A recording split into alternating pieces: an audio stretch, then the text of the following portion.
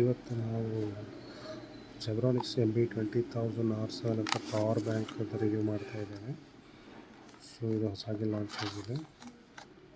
ಇದರಲ್ಲಿ ನಮ್ಮ ಏನು ಫೀಚರ್ಸ್ ನಿಮಗೆ ತಿಳಿಸ್ತೇನೆ.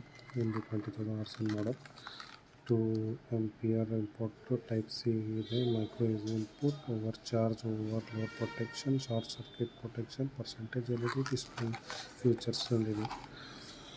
ಸೊ ಇವಾಗ ಇದನ್ನು ಓಪನ್ ಮಾಡಿ ಚೆಕ್ ಮಾಡೋಣ.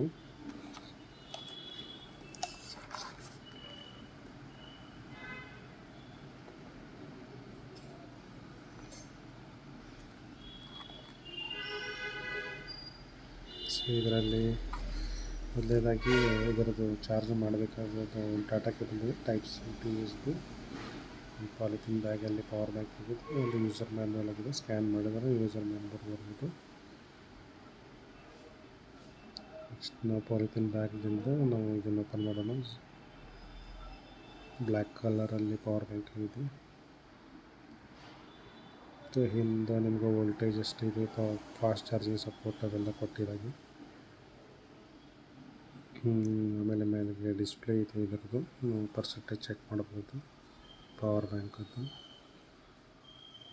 ಸೊ ಇದರಲ್ಲಿ ಪೋರ್ಟ್ USB ಪೋರ್ಟ್, ಒಂದು ಟೈಪ್ ಸಿ, ಒಂದು ಮೈಕ್ರೋ USB ಪೋರ್ಟಲ್ಲಿದೆ. ಸೊ ನೀವು ಲ್ಯಾಪ್ಟಾಪು ಚಾರ್ಜ್ ಮಾಡ್ಬೋದು ಇದರಿಂದ.